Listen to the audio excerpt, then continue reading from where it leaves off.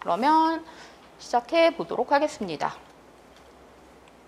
네, 저는 서은영이고요. 네. 그럼 보시면 심리학의 정의에 대해서 나와 있는데 교재랑 같이 제가 맞춘 거니까 같이 보시면서 뭐 필요한 거는 필기하시면서 보시면 될 것 같고요. 네.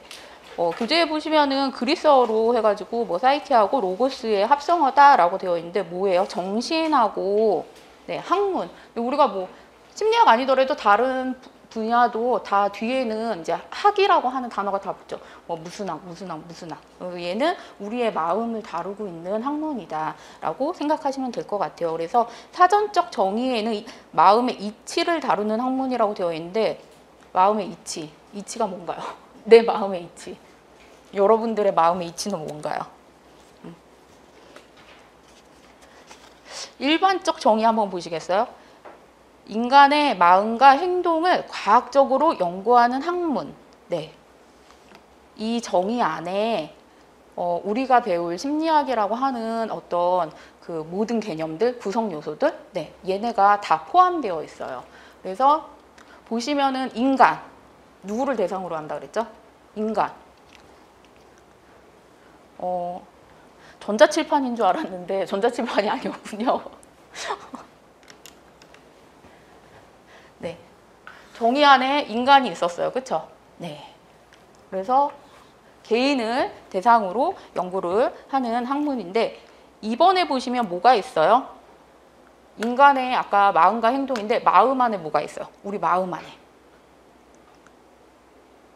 우리 마음 안에 뭐가 있는 것 같아요?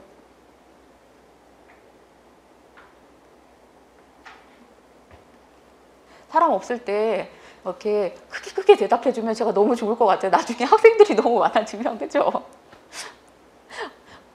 이거 너무 스트레스 받으면서 들으시면 안 돼요. 우리가 행동할 때 그냥 하지 않죠. 네. 여러분도 지금 수업 들으면서 그냥 듣지 않으세요. 네. 제가 얘기하는 걸 들으면서 머릿속에 굉장히 많은 생각들이 떠오르고 그 생각으로 인해서 또 어떤 기분이나 마음이나 어떤 동기, 어떤 욕구 이런 것들이 굉장히 달라지고 있어요. 네. 그리고 여기는 지금 학원이니까 다들 앉아 계시지만 타인과의 어떤 상호작용에서 내 마음이 변하게 되면 뭐가 변해요? 행동이 변하죠. 네. 근데 여기에서 우리가 아까 심리학 정의에서 뭐 했어요? 인간의 마음과 행동을 네, 과학적으로 연구하는 학문. 그래서 인간을 연구하는 학문인데 왜 할까? 네. 왜 할까? 행동을 왜 이해하고 싶으세요? 누군가 이해해보고 싶다라고 생각이 살면서 들어보신 적 있으세요? 쟤는 왜 저러나? 쟤는 왜 저러나? 자, 어쨌든 뒤에 다시 설명을 해드릴 건데 우리는 인간을 대상으로, 개인을 대상으로 개인의 행동을 이해하기 위해서 하는데 이런 것들을 과학적으로 하면서 과학적으로 했을 때 뭐가 가능하냐면 그 사람이 왜 그렇게 행동하는지 설명이 전체적으로 조금 쉽게 된다라는 거죠. 심리학으로 다가가게 되면은 요새 네, 서점에 가시면은 뭐가 많아요? 심리학 책 엄청 많아요. 그쵸? 한 10년, 20년 전까지는 그 정도는 아니었던 것 같은데 굉장히 요새 엄청 많아요, 정말. 네. 그러니까 뭐 그 전에도 물론 우리가 살면서 불안, 스트레스 뭐 이런 거 굉장히 많았는데 한 2, 3년 전에 정말 자존감 열풍이 막 불었던 것 같아요. 책이 뭐 자존감 책이 엄청 많이 나왔던 것 같아요. 외롭고 뭐. 근데 삶에서 문제가 정말 많아요. 그렇죠? 크고 작은 뭐 어떤 것들은 해결도 안 되고. 근데 이런 것들을 자꾸 어떻게 해야 되지? 뭔가 문제가 생겼을 때 뭘 하고 싶으세요? 문제가 생겼을 때 해결하고 싶죠. 네, 근데 이 문제가 사실은 내 문제일 수도 있는데 나하고 누군가하고 관계 속에서 얽혀있는 문제일 수도 있어요. 그렇죠? 그래서 우리가 심리학을 배운다라고 하는 거는 나에 대한 이해를 하기 위해서 배우기도 하지만 사실은 누군가를 이해하고 싶어서 배우기도 해요. 그렇죠? 제가 어릴 때 학교 다닐 때 청소년기 때 이제 방에 그 뭐라 그랬지? 집전화기 예전에 뭐 집전화기 집에 있으셨어요? 오, 그거 정말요? 오, 놀라운데요? 제 방에 이렇게 전화기가 이제 엄마 거실에도 있고 제 방에도 한 대 있었어요. 근데 이제 전화를 몰래 하죠. 친구랑 한참 하죠. 한참 하는데 중간에 갑자기 엄마는 제가 전화하는지 모르고 전화기를 이제 드시죠. 이제 통화하니까는 잠깐 그냥 다시 끊고 근데 한 3, 40분 있다가 또 들었는데 아직도 통화 중이야. 그러면 이제 소리 지르시죠. 안 끊냐! 이러면서. 이때 제 마음이 어때요? 엄마는 내가 딸이 통화를 하고 있는데 사적인 통화를 왜 엿듣냐고 이제 막 짜증을 내면서 전화를 끊죠. 근데 이런 행동이 만약에 우리 집이 아니라 친구네 집이었으면 친구네 집에서 그 집 엄마가 제가 친구랑 통화하는데 친구들하고 같이 있는데 통화하는데 그 집 엄마가 나 전화 좀 쓸 건데 라고 얘기했는데 그때 제가 집에서 저희 엄마가 얘기했을 때하고의 느낌하고는 제가 느끼는 느낌이 달라지죠. 네, 우리가 앞에 어디 갔지? 네, 여기 보시면은 마음을 이해하기 위해서 심리학을 연구를 하는데 뭐의 환경에 따라서 우리가 달라져요. 그게 사회적인 환경, 관계일 수도 있고요. 아니면은 물리적으로 어딘가에 있냐에 따라서도 우리의 행동이나 마음이 달라질 수도 있어요. 그쵸? 네. 제가 그 서점이나 도서관 같은 데 가는 거 굉장히 좋아하거든요. 책 보는 거 좋아하고 이래서. 근데 얼마 전에 저희 집 근처에 계속 가보고 싶었던 도서관이 있어요. 이렇게 새로 지어져가지고 좋다 그래서 한번 가보고 싶다 생각했었는데 이제 아이랑 같이 방학이어서 같이 갔는데 제가 기대했던 것보다 너무 쾌적하고 너무 좋은 거예요, 정말. 네. 이게 뭐예요? 이 둘 중에? 제가 뭐에 영향을 받아서 기분이 갑자기 좋아졌어요. 그쵸? 어디? 1번, 2번, 어디예요?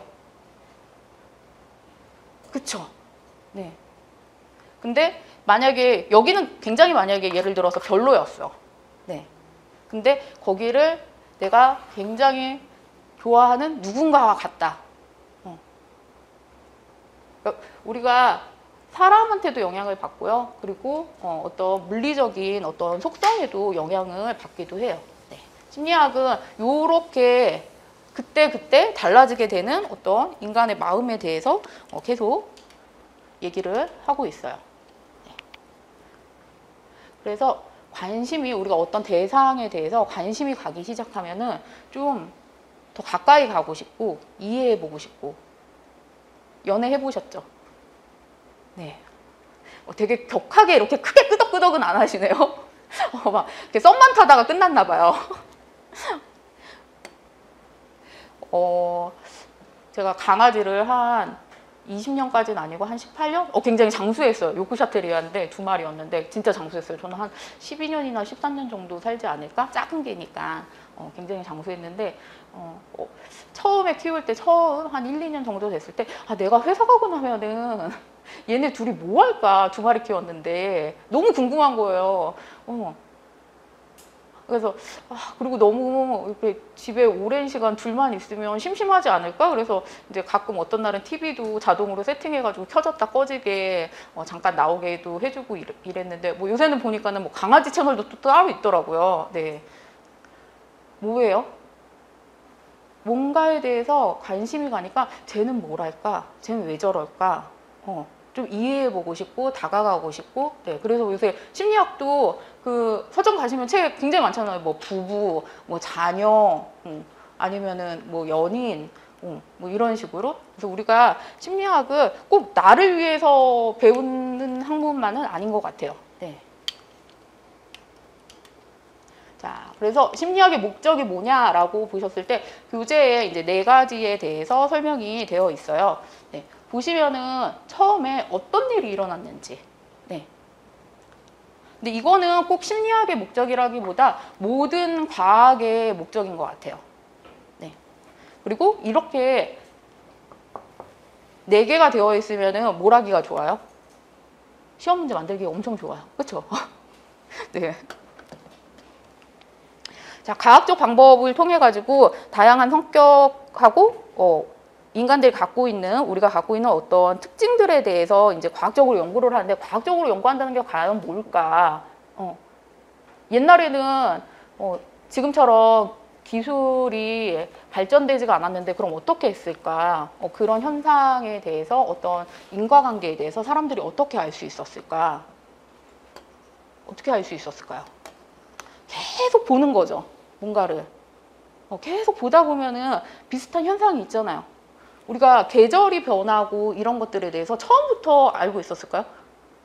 네, 우리가 뭐 인류가 탄생하면서부터? 아니죠. 계속 뭔가를 지켜보는 거죠. 그 현상 속에 계속 머물러 있고, 네, 계속 해가지고 보는 거예요. 그래서 여기에서는 특별한 어떤 뭐 이렇게 조치나 처치가 들어가지 않고 그대로 발생되는 일들을 관찰하는 거예요. 네. 관찰하고 걔를 어떻게 해요? 기록해요. 네. 여러분들이 그래서 우리가 학교 다닐 때 뭐예요? 학교 다닐 때 일기 쓰잖아요. 지금 안 쓰시잖아요. 그렇죠? 걔를 계속 썼다면 어떻게 됐을까요? 아마 여러분의 책이 뭔가 세상에 나오지 않았을까요? 네, 안내일기 계속 썼잖아요, 그냥. 네. 그랬더니 책이 됐잖아요. 네. 그래서 현상이나 사건에 대해서 그대로 기록하는 걸 우리가 디스크립션 해가지고 기술이라고 얘기를 합니다. 기술을 하게 되면은 뭘 할 수 있을까요? 심리학에는 굉장히 다양한 용어들이 많이 나와요. 중요한 어떤 핵심 용어들이. 근데 그 용어들이 지금 앞에 심리학처럼 심리학이란 땅땡땡 뭐뭐다. 이게 뭐예요? 정의예요. 네. 그리고 심리학 안에서 지금 시험 문제에 뭐 자존감, 자기 효능감 뭐 이런 용어들. 근데 걔네도 다 어떤 학문적 정의가 있어요. 이 학문적 정의를 내리기 위해서, 아니면 학문적 정의가 아니라고 하더라도 우리가 뭐 가을, 겨울. 근데 가을, 겨울이 말하는 어떤 개념이 있죠. 이 개념을 만들려면은 기록이 필요해요. 계속해서 반복해서 보다 보면은 공통된 어떤 특징이나 현상을 발견할 수가 있어요. 걔가 나오게 되면 우리가 개념에 대해서 이렇게 만들어낼 수가 있겠죠. 자, 그러면 얘가 됐을 때 이제 기록하고 발생하고 뭐 보여지는 대로 네, 이런 것들 자료가 되는데, 자료가 된 다음에 우리가 뭐래요? 보긴 봤는데 왜 일어난 거지? 무슨 일 때문에 일어난 거지? 네. 그게 왜 일어났을까? 뭔가 설명을 이제 시간이 지나고 데이터가 축적이 되면은 할 수 있다라는 거죠. 처음에 뭐라 해야 되지? 애기들이 뭔가 이렇게 배가 고프거나 뭐 이럴 때 울잖아요. 근데 이거를 조금 울고 뭐 이렇게 하다 엄마가 그러면 이제 먹을 것도 주고, 그리고 기저귀도 이제 갈아주고 뭔가 이렇게 찝찝하고 하니까, 근데 경험이 된 거죠. 그 애기도 반복해서 하다 보면 아, 내가 이렇게 했을 때 우리 부모가 나를 이렇게 케어해 주는구나. 인과관계에 대해서 어떤 설명, 네, 알게 될 수 있다라는 거예요. 그리고 우리가 뭔가를 보고 왜 일어났는지를 알게 됐을 때 그 이후에 이런 것들을 왜 해요? 역사를 왜 기록하고 반복해서 계속 기록하고 있어요? 끊임없이. 누가 시키지도 않았는데 계속 하고 있잖아. 모든 인류가 지금. 네. 심지어 옛날에는 어떻게 했어요? 글이 없으니까. 동굴에다 그림 그렸잖아요. 네. 그림 그린 게 뭐예요? 이거죠. 벽화. 네, 기술이죠. 근데 이걸 왜 하는 거야? 계속. 지금 뭐 글로도 하고 하는데 얘 있잖아요. 여러분들이 여기 왜 앉아 있어요? 네. 왜? 1년 뒤에 좀 더 원하는 바로 어디론가 가려고 있는 거잖아요. 네. 우리가 관찰에 의해서 입증될 수 있는 어떤 미래의 특정한 특징들 아니면은 이런 측면들에 대해서 예상, 기대, 진술하는 거. 네. 보편적 법칙을 통해서 현상을 예측할 수 있게 돼요. 네. 과학적으로 뭔가를 계속해서 보고 기록하고 네. 인과관계에 대해서 추론하게 되면은 예측할 수 있고, 그리고 과학적으로 보지 않더라도 내가 이렇게 했을 때 내 친구들이 이렇게, 우리 부모가 이렇게 행동하겠구나. 너 이때 이 말 하려고 그랬지? 계속해서 뭔가를 알게 되겠죠. 네. 마지막에 보시면 통제가 있는데 그 현상이 일어나게 하거나 일어나지 않도록 한다라고 되어 있어요. 그래서 실제 여기에 앉아있는 이유가 있는데 뭐예요? 어디론가 가고 싶은데 선생님들이 제가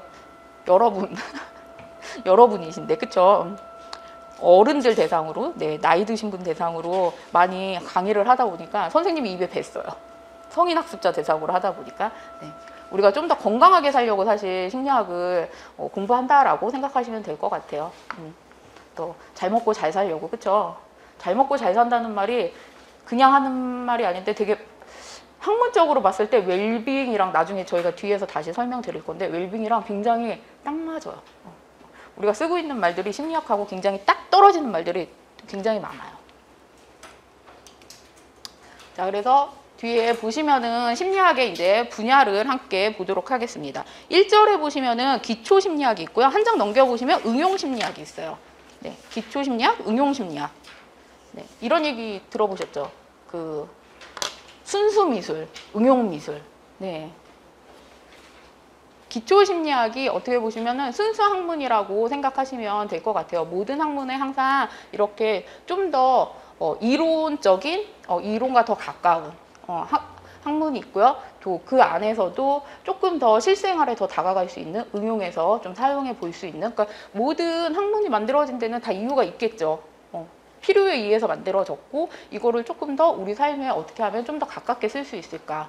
네, 그래서 기초학문은 순수학문이라고도 얘기를 하고 있고요. 네, 어떤 그 실용적 이득을 고려하지 않고 이루어지는 연구, 지식 그 자체를 위한 지식의 탐구를 하는 분야입니다. 그래서 보시면은 지금 6개의 파트가 있는데 처음에 보시면은 학습 심리가 있습니다.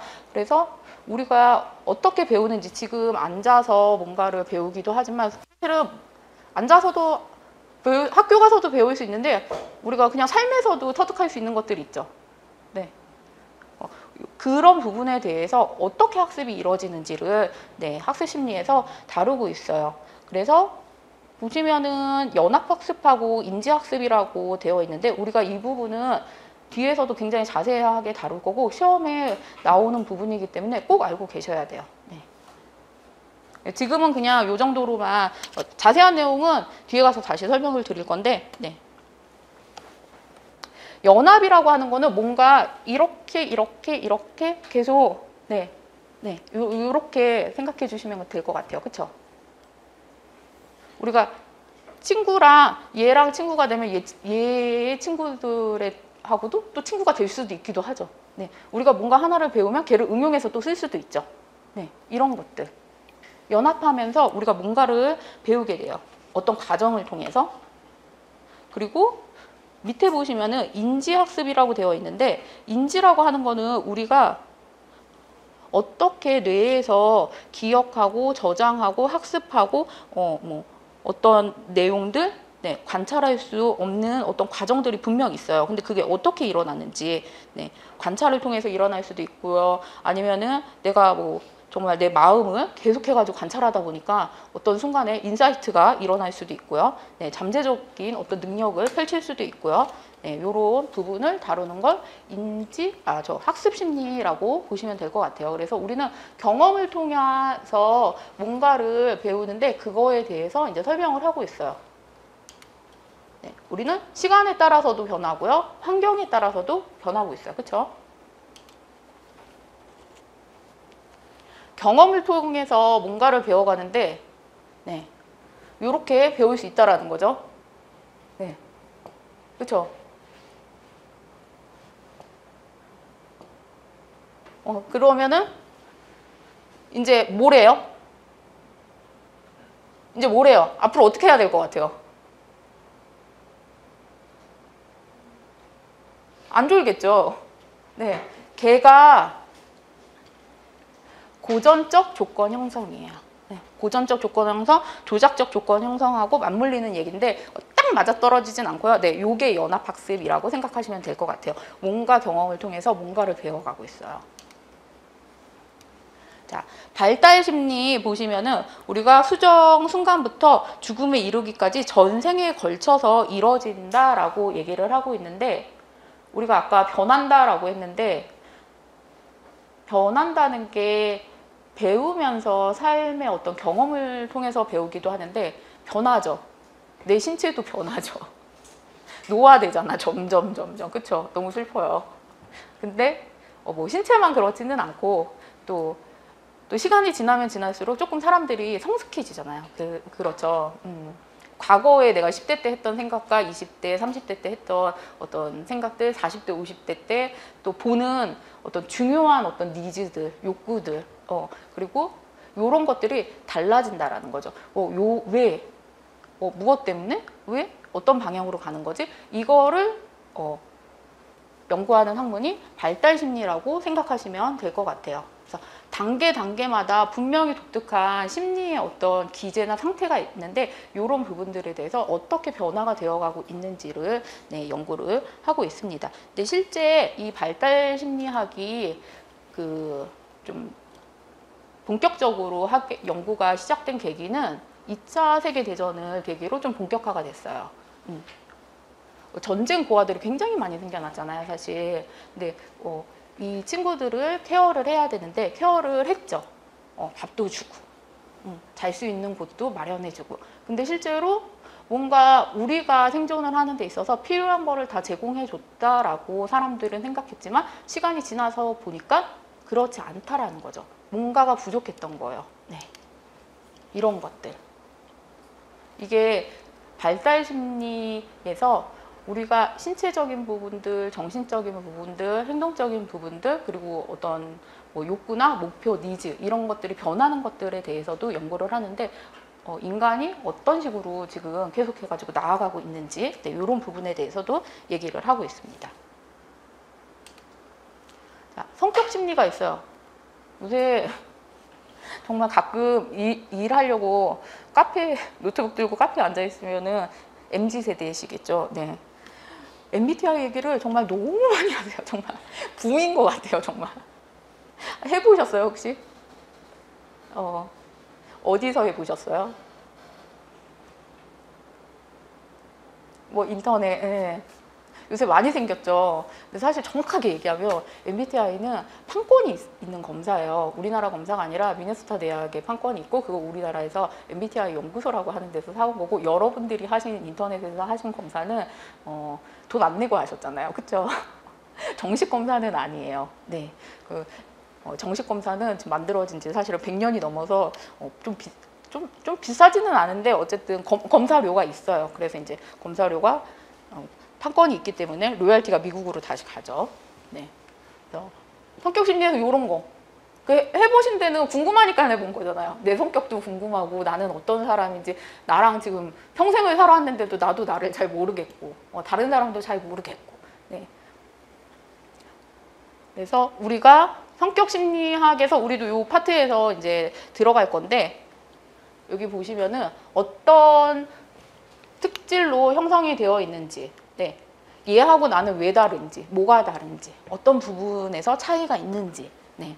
이런 얘기들, 이런 성격, 저런 성격, 네. 많이 있어요. 그래서 이런 성향을 갖고 있으면 이럴 수 있겠구나. 친구들이 많은 자리를 좋아하는 사람도 있지만 조금 소수의 사람들하고 더 깊이 있게 얘기하는 걸 좋아하는 사람들도 있어요. 그분들이 갖고 있는 어떤 성격, 특질이나 성향들이 있으시겠죠. 그러면 우리가 그렇게 행동할 수밖에 없겠구나. 그런 상황에서 굉장히 힘들 수밖에 없겠구나. 이런 것들을 성격 심리학에서 연구하신다라고 보시면 될 것 같아요. 그 다음에 생리 심리학. 네, 보시면은 생리적 과정에 대해서 연구를 하고 있는데, 어떤 한 연구에서 뇌조형이라고 하는 거는 이제 뇌와 관련된 CT, MRI 이런 거라고 생각하시면 될 것 같아요. 네, 거기에서 남성하고 여성의 대뇌 구조가 선천적으로 차이가 있을 가능성이 발견이 됐어요. 네, 뭘까요? 어떤 가능성? 네, 여자가 남자에 비해서 좌뇌하고 우뇌를 연결하는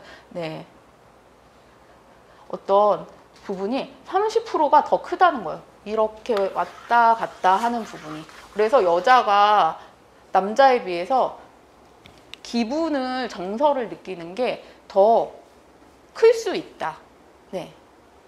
내 혈류량이 더 많이 이렇게 남성들보다. 그래서 우리가 무슨 일이 있었을 때 해결 중심적이다라고 이렇게, 이거 좀 단편적이긴 하지만 그래도 보편적으로 남성들이 보이는 특징들이 조금 더 해결 중심적이고, 여성분들은 해결 중심과 그 사람하고의 어떤 관계, 이해, 뭐 여러 가지 부분이 다 얽혀 있죠. 네, 이런 것들. 근데 그거의 이유를 어디서 찾는 거예요? 생리. 네, 그래서 보시면은 신경과학하고 뭐 약물 심리학 해가지고 우리가 신경 전달 물질이라든지 호르몬 뭐 요거와 관련된 얘기를 이제 이 안에서 펼친다라고 생각을 하시면 될 것 같아요. 자, 지각하고 인지가 있는데 이제 파트가 좀 두 개가 나눠지긴 했는데 요걸 보시면서 얘기를 같이 하면 될 것 같아요. 네, 어떤 일이 일어날 때 우리가 그냥 경험하지는 않아요. 그렇죠? 굉장히 복잡한 과정을 거쳐요. 보고, 듣고, 느끼고, 식별하고, 네, 정보를 기억하고, 배우고, 판단하고, 네. 어떻게 보시면은 이런 거 좀 오감이잖아요. 네, 그러니까 지각하는 거죠. 실제로 내가 나의 어떤 오감이, 그렇죠? 요런 일이 네, 지각할 때 하니까 진짜 지각이 나왔네. 네, 딱딱딱딱. 근데 날짜를 보거나 시간을 확인하거나 이거는 인지예요, 지각이에요? 인지예요, 지각이에요? 어디에 속할까요? 시계를 봤어.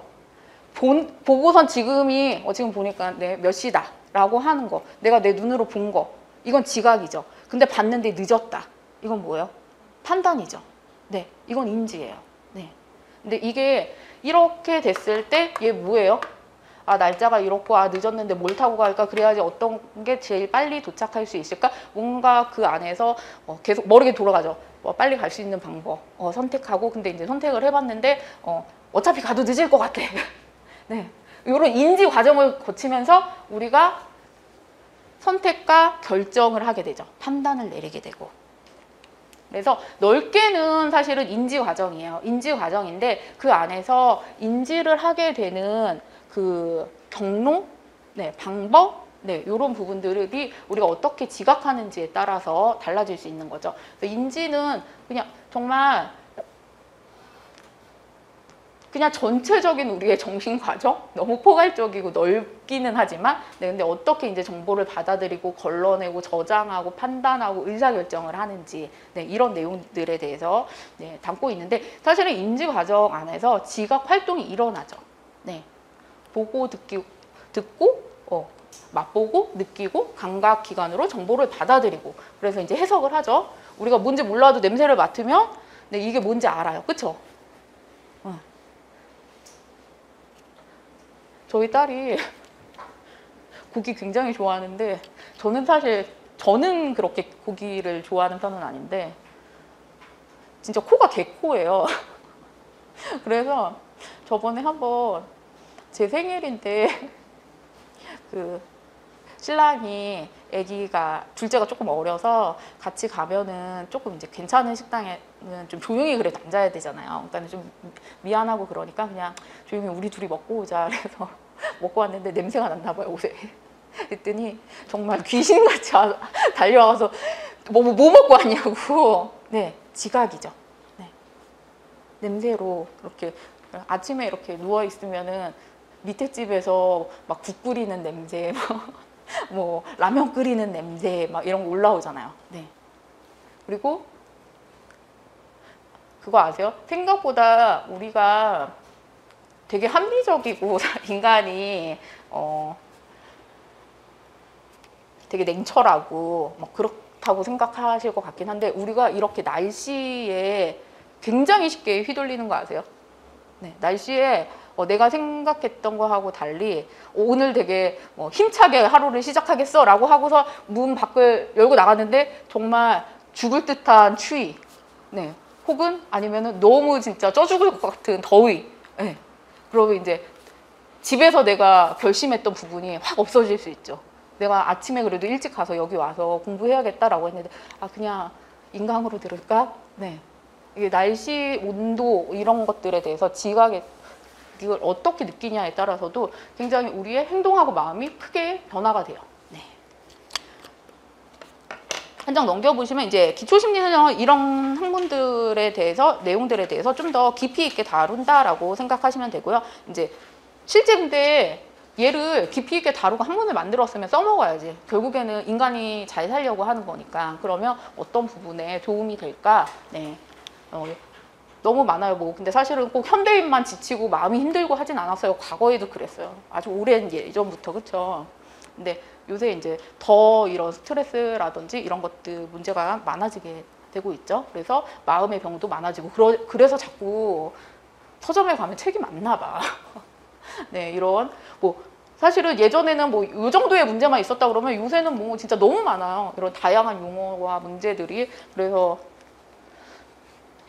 문제가 많아서 여러분들께서도 이거 나중에 이 시험에 다 나오거든요. 정말 나는 누구, 여긴 어디, 네, 이런 상황이 오실 수 있는 과목이에요.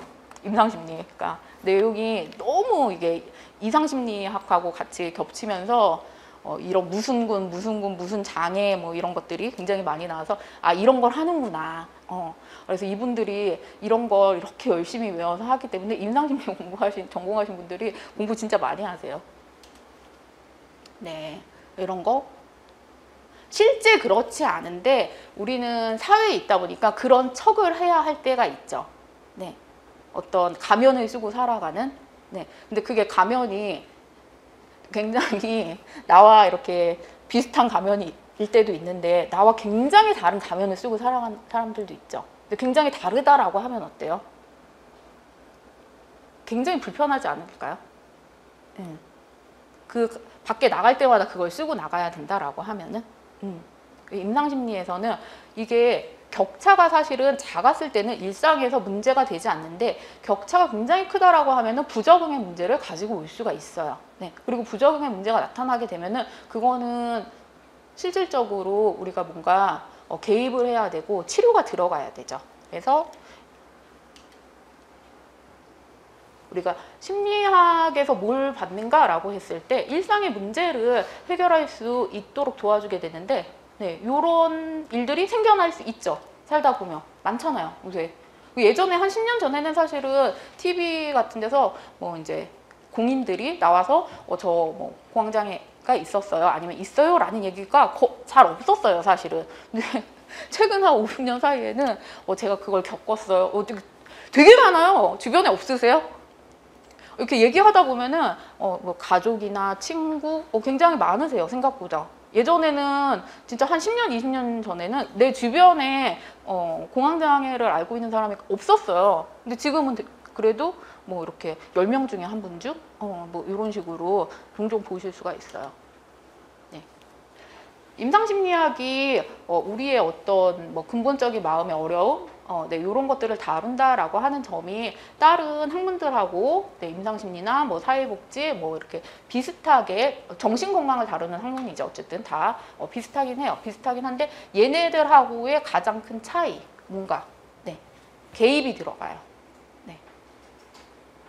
어떻게 보면은 사회복지는 치료적인 개입보다는 물리적인 개입이 좀 더 가깝지 않을까 싶고요. 네, 요거는 진짜 실질적으로. 자, 그래서 여기에서 개입을 할 때 그냥 할 수가 없죠. 네. 뭘 해야 돼요? 얘는 그렇게 열심히 안 적으셔도 돼요. 이 부분은. 네. 그림으로 보시는 거는 뭘 해야 되냐면 연구가 필요하고요. 그리고 환자가 왔을 때 연구가 있어야지 얘를 토대로 우리가 뭘 할 수가 있어요?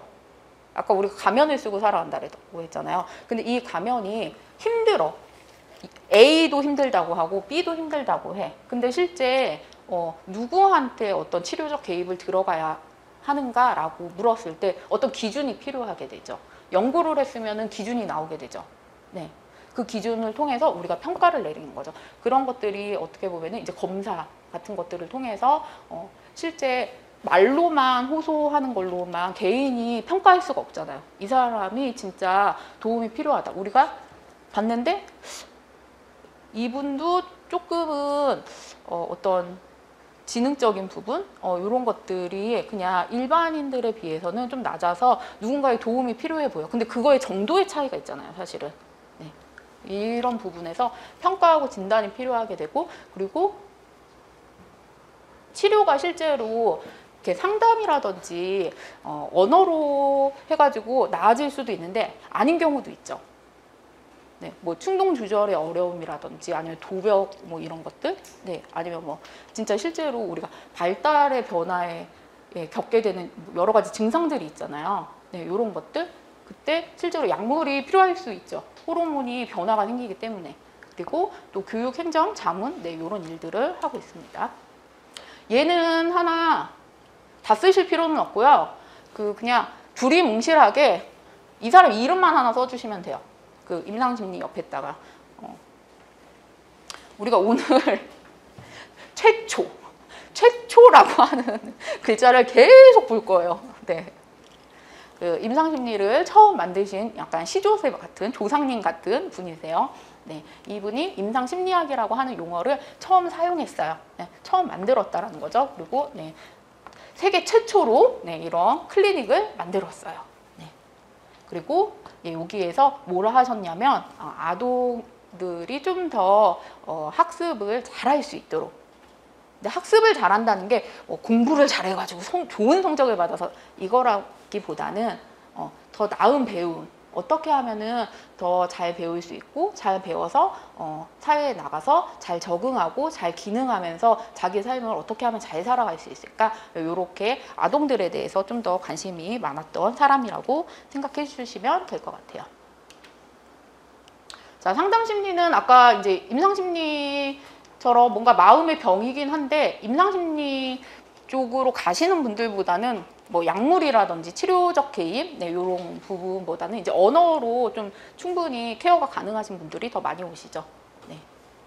그래서 우리가 뒤에서도 이제 계속 보게 될 텐데 클라이언트를 내담자라고 얘기를 해요. 고객이죠. 근데 이제 상담 장면에서는 고객이라고 하는 표현을 쓰지 않고 클라이언트를 내담자라고 표현을 합니다. 그래서 내담자들이 오게 됐을 때 이분들의 어떤 지금 현재 어려움들, 그래서 그거를 이분들이 실제 자기가 갖고 있는 어떤 여러 가지 좋은 부분들이 있잖아요, 내 안에. 그러면은 직접적으로 상담사가 문제를 해결해 준다기보다는 이분이 갖고 있는 좋은 역량을 자기가 이제 찾아내가지고 실제 그 삶에서 잘 해결해 나갈 수 있도록 돕는 학문이다라고 생각을 하시면 될 것 같아요. 자, 그리고 학교 심리학 보시면은 학교 다니실 때, 제가 다닐 때는 학교에 상담해 주신 선생님 없었어요. 진로 선생님도 없었어요. 혹시 학교 다니실 때 있으셨어요? 네. 요새는 많아요. 네. 요새는 뭐 진로 선생님도 따로 계시고요. 뭐 그런 위클래스라든지 네. 뭐 아니면 전문 상담 선생님들도 뭐 학교에 다 많이 배치가 되어 계시는데, 이제 학교 심리는 이런 것들에 대해서 많이 그런 활동을 지원을 하고 있고, 지원을 한다라는 건 뭐예요? 학문이기 때문에 그런 것들이 왜 필요하고 어떻게 이루어지는지. 그러니까 사실은 제가 학교 다닐 때에도 있었겠죠. 이 학문은. 있었는데 어떤 연구라든지 그 필요성, 왜 필요한지. 뭐 물론 나라에 돈이 없어서 선생님들을 더 보강을 못했을 수도 있겠지만, 그렇지만 어떤 그 필요한 어떤 이유와 설명과 그런 근거들, 근데 그게 이런 학문에서 연구가 되고 실제 필요하다라고 하는 어떤 있을 때 더 도움이 된다. 이런 연구들이 더 많게 되면은 이제 배치가 될 수 있는 거죠. 그래서 비슷해요. 나도 정신건강 다루는데, 근데 가장 큰 특징, 정신건강 다루죠. 다른 학문들도 다 이제 접근하잖아요. 근데 학교 심리학만의 어떤 그 특징이 뭘까라고 하면은, 네, 겉보기에는 비슷비슷할 수 있어요. 네, 어떤 학생들이 더 잘 적응할 수 있고 학교 생활의 만족감을 갖고선 다닐 수 있도록. 네, 근데 직접적인 서비스, 네, 개입 심리평가. 요새 그래서 학교에서 혹시 부적응 학생들 같은 경우는 이렇게 평가라든지 검사도 심리 검사도 해줄 수 있게 하고 그다음에 상담도 다 지원을 해주고 있어요. 근데 요거뿐만 아니라 그 외 기타 간접 서비스도 같이 제공을 하고 있고 이게 제공한다는 거는 그거에 대해서 연구를 한다라는 거에서 어떤 프로그램을 학교에서 했을 때 좀 더 좋을까 아이들한테 도움이 될까 그리고 그 학교하고 어떻게 보면은 부모 그리고 학생 이런 부분이 사실은 아이들의 어떤 학습을 위한 부분이잖아요. 그러면 잘 연계가 되어야 되는데 그런 부분들에 대해서도 같이 얘기를 하고 있는데 걔를 더 구체적으로 하는 게 그 밑에 보는 교육심리학이에요. 시스템적인 부분은. 그래서 교육심리학에서는 요거는 잠깐만요. 네, 요거는 딴 거고요. 네, 교육심리학에서 이 부분을 좀 더 방금 얘기한 것처럼 시스템적인 부분에 필요성이라든지 연구를 하는 게 요 교육심리라고 생각해 보시면 될 것 같아요. 이것도 제가 봤을 때 생긴 지 그렇게 오래됐을 것 같지는 않고, 이 학문이 아니고요. 저희 아이가 초등학생인데 그 학교에서 무슨 앱을 깔라고 하더라고요. 그래서 깔았어요. 그랬더니 학교에서 그 공지사항이라든지 뭐 예전에 가정통신문으로 페이퍼로 줬던 것들 뭐 이런 것들을 다 이제 실시간으로 이제 하는 거죠. 근데 이게 학교에서 뭔가 공지만 앱으로 하는 게 아니라 거기에서 여러 가지 아이의 무슨 뭐 학교 생활 뭐 그런 성적, 뭐 그런 뭐 생활 기록표, 뭐 그런 다양한 정보들도 그 안에서 실시간으로 볼 수 있고, 뭐 학교에서 이루어지는 여러 가지 부분들을 계속 실시간으로 그 앱을 통해서 알려주시더라고요. 그러니까 이런 부분들이 어떻게 보면은 계속해서 부모하고 자녀 그리고 학교하고 이렇게 소통을 위한 창구를 이제 연결하는데 이런 부분에 대해서 어떤 게 필요할까? 뭐 그래서 수업이라든지 교수법, 학습 동기, 이런 것들의 어떤 지식이나 원리를 적용하는 분야라고 생각하시면 될 것 같습니다. 그리고 산업 및 조직 심리학이 있는데 이제 뒤에서 얘는 따로 다른 파트들로 해서 동기 심리 다룰 때도 조금 계속 언급이 될 거고요. 시험에도 이제 자주 출제가 되는 부분이에요. 연구들이 많아서 우리가 사실은 이제 살다 보면 뭐 이런 거 여러분은 놀기가 있나요? 여기 오기 전까지 일주일 전까지는 있었는데 이제 계속 줄고 계시나요? 놀기가? 그쵸. 되게 막 학교 다닐 때 초등학생들은 막 되게 많잖아. 그쵸. 근데 굉장히 단순해지죠. 성인이 되면 될수록 일집. 그쵸. 그럼 뭐예요? 일집만 계속 왔다 갔다 하니까 계속 요새 나오는 말이 뭐예요? 워라밸. 웰빙, 워라밸. 근데 이런 것들에 대해서 과거에도 계속 관심이 있었던 거예요. 그래서 뭔가 일, 사람, 조직, 나도 행복해야 되고, 조직도 잘 돼야지 내 월급도 올라가고, 그쵸? 근데 조직이 잘 된다라고 하는 거는 뭐죠? 이윤을 창출을 하는 거죠. 이윤을 창출을 한다는 거는 다른 말로 효과성, 생산성이 있어야 되는 거예요. 효과성과 생산성을 만족시키려면은 기술력이 굉장히 뛰어나거나 아니면 기술력이 뛰어나지 않아도 굉장히 뛰어난 인재들을 데리고 있거나, 근데 문제는 다 갖추고 있어도 그들이 일을 하지 않으면 생산성과 효과성이 떨어질 수밖에 없죠. 그럼 결국에 조직은 여러 가지 목적을 마지막 자신들의 어떤 목적을 꼭 조직의 목적이라고 보기는 어렵지만 어쨌든 조직이 잘 되면 나도 잘 되니까. 그러면 어떻게 인적 자원들을 잘 활용해야 될까? 어떻게 동기부여해야 될까? 어떻게 하면 일을 더 잘할 수 있게 해야 될까? 근데 이런 것들이 그런 동기부여와 관련된 부분만 있는 건 아니고요. 우리가 아까 전에 제가 도서관 갔더니 기분 되게 좋아졌다 그랬잖아요. 뭐였죠? 환경이긴 환경인데 물리적 환경이죠. 그러면은 그런 환경적인 시스템에 대해서도 조직 심리학에서는 이런 환경일 때 사람들이 더 이렇게 작업 능률이 오르더라. 뭐 이런 연구들도 있어요. 뭐 이런 것들에 대해서 얘기를 하고 있어요. 그리고 당연히 물리적인 부분뿐만 아니라 동기부여도 동기부여인데 사실 동기부여 뒤편에 뭐가 있어요? 회사 가면은 만족하는 사람이 더 많아요? 아니면 스트레스 받는 사람이 더 많아요? 그쵸? 거기에 대한 연구도 굉장히 많이 됐어요.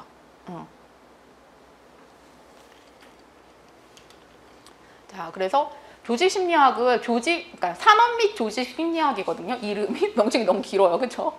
그래서 앞에 자만 띄워서 IO라고 많이 하는데 이름만 하나씩 적어주시면 될 것 같아요. 이름만 좀 기억하고 계시면 되고 얘는 워낙 유명하신 분이어가지고 이분은 우리 시험에도 나오고 그리고 뒤에서도 계속 언급이 될 거예요. 그 역장애론으로 굉장히 유명하신 분이고요. 이분은 사실은 그렇게 자주 나오지도 않는데 기억은 해두세요. 시조새. 네. 그리고 이분이 그 뒤에 있는 범죄 심리, 예, 여기에도 굉장히 영향을 많이 미쳤어요. 그런 어떤 법정이라든지 이런 데서 이런 심리학, 법률 분야의 심리학을 최초로 적용한 사람이 네, 요 분이라고 보시면 됩니다. 그러면서 범죄 심리학이 탄생이 된 거죠.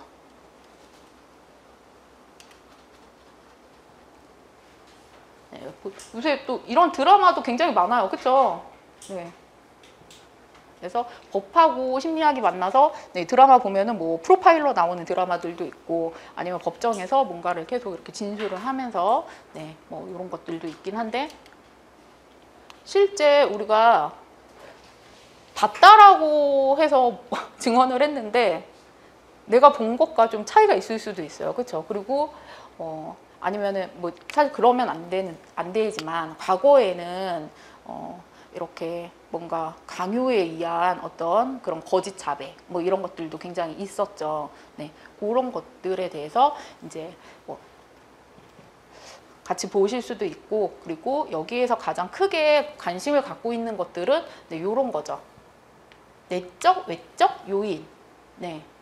어떤 뭐 소시오패스라든지 아니면 사이코패스 뭐 이런 사람들이 갖고 있는 어떤 성향들, 특징들 뭐 이런 것들. 네. 네, 보시면은 범죄 심리를 생각하셨을 때 가해자만 생각하세요.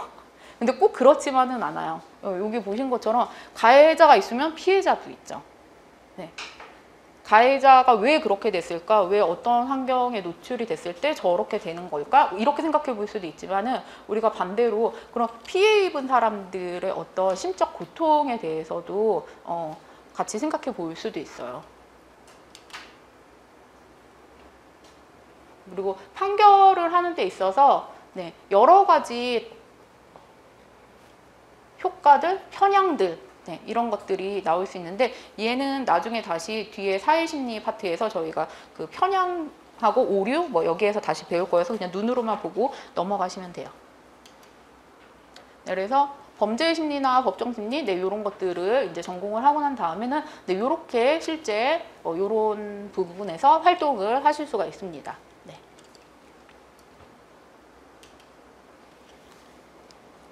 자, 그리고 임상심리도 외워야 될 게 굉장히 많은데 사회심리 파트도 외워야 될 게 좀 굉장히 많아요. 무슨 효과. 우리가 실제 그 서점 가가지고 책 같은 거 보면은 사회심리 그 이론을 좀 기반으로 된 책들, 뭐 심리학이 이렇게 쉬울 줄 몰라, 뭐 이런 책들 굉장히 많잖아요. 여기에서 사회심리에서 쓰는 그런 효과들, 무슨 용어들, 예, 이런 것들, 법칙들, 네. 발견해가지고 하는 건데 우리가 성격심리하고 사회심리의 차이는 요거예요. 성격은 그 사람이 갖고 있는 어떤 보여주는 행동이 있는데 그 행동이 갖고 있는 특징들, 그 특징을 갖게 되는 사람들의 어떤 성향에 대해서 좀 더 깊이 있게 파고든다라고 하면은 그 행동을 하게 되는 물리적인, 환경적인, 네, 이 부분에서 얘기를 하고 있어요. 그거는 외향이냐 내향이냐에 따라서 우리가 행동이 달라질 수 있죠. 이거는 이제 그러면 성격심리 쪽이고 우리가 혼자 있을 때 하고 사람이 많을 때 하고 네, 행동이 달라지게 되죠.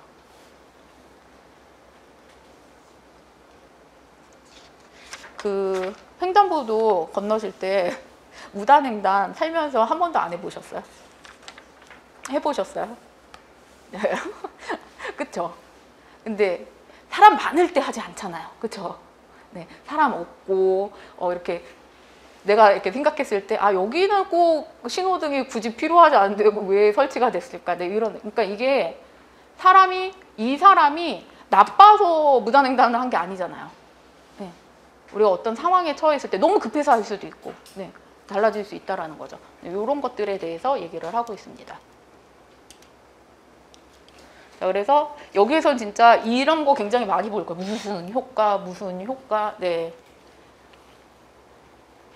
우리가 뭐 이렇게 한 명 가면 우르르 가고, 뭐 누가 이거 좋다 그러면은 뭐 거기 가서 이렇게 핫플이다라고 하면 왠지 거기 가서 나도 먹어봐야 될 것 같고, 네, 그런 것들도 사실은 다 동조 효과예요.